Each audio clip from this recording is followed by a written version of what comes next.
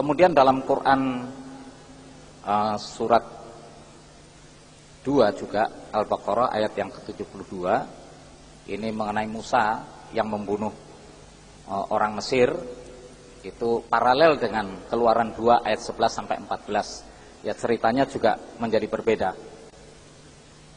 Kemudian kalau kita baca juga dalam Quran surat 3 Al-Imran ayat 37 36, itu di sana disebutkan bahwa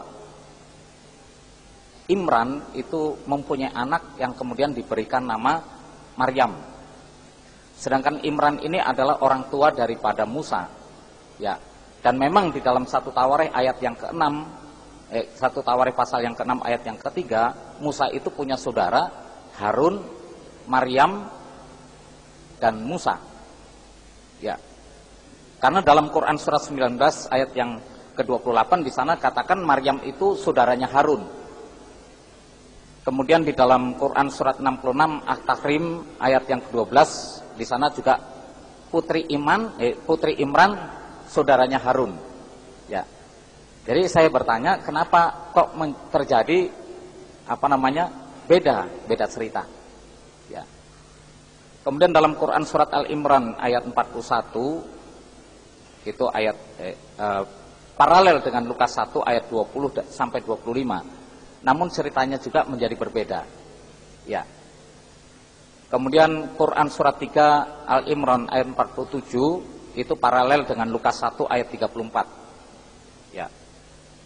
Kemudian Quran surat 4 An-Nisa ayat yang ke-20. Ya. Ini paralel dengan Matius 19 ayat yang ke-9. Kalau di dalam Quran surat 4 An-Nisa ayat yang ke-20, di sana boleh bercerai. Tetapi dalam Matius 19 ayat yang ke-9 itu dilarang untuk bercerai. Ya. Kemudian saya ingin juga menanyakan, ya. Ini saya agak terkejut karena pertanyaan nanti saja. Oh iya. Ya, ini satu pertanyaan yang saya perlu ungkapkan juga, Pak. Ya. Saya agak terkejut. Ya, saya ini orang yang berdosa. Ya. Kalau dalam Quran surat 4 106 itu An-Nisa, di sana Allah menyarankan untuk mohon ampun akan segala dosamu. Ya. Tapi ada jawaban dalam Quran surat 9 At-Taubah ayat yang ke-80.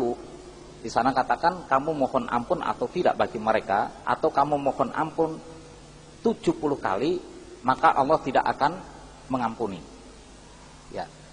Jadi artinya bahwa saya tidak ada kesempatan untuk masuk surga.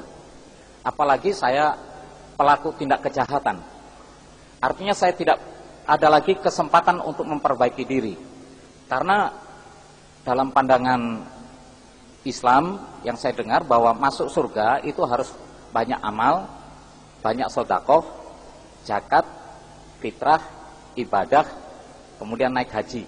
Ya, ini syarat-syarat orang masuk surga. Nah, kalau demikian, saya tidak akan mempunyai kemampuan untuk masuk surga. Saya lebih cenderung melihat apa yang Yesus katakan bahwa oleh karena kasih karunia engkau diselamatkan. Itu bukan usahamu, itu bukan pekerjaanmu, tetapi itu anugerah daripada Allah. Itu yang terambil dalam Efesus 2 ayat yang ke-8 dan 9. Ya. Kemudian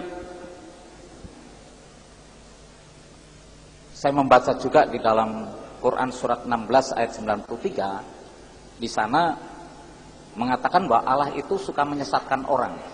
Ya, bagi orang yang dikehendaki maupun orang yang tidak dikehendaki. Saya bertanya, apakah benar Allah itu Maha Pengasih dan Penyayang? Kalau memang Allah itu Maha Pengasih dan Penyayang, tentunya Allah tidak menyesatkan orang, justru memberikan petunjuk kepada orang. Ya. Dan orang yang sudah disesatkan ini, kalau kita baca dalam Quran surat 74 ayat yang ke-31, dan Allah membiarkan mereka sesat. Seakan-akan ya kita sudah dibiarkan, memang kamu sudah sesat, jadi sudah tidak ada kesempatan. Ya. Tetapi waktu saya membaca di dalam Alkitab, bahwa Yesus datang, itu dia bukan untuk mendirikan agama, dia tidak mencari popularitas, tapi di sana dikatakan bahwa Yesus datang untuk menyelamatkan orang yang berdosa. 1 Timotius 1 ayat yang ke-15. Dan di sana dikatakan, dan di antara mereka akulah orang yang paling berdosa. Jadi masih ada kesempatan kepada saya untuk memasuki surga. Ya, baik Pak, terima kasih Pak. Karena waktunya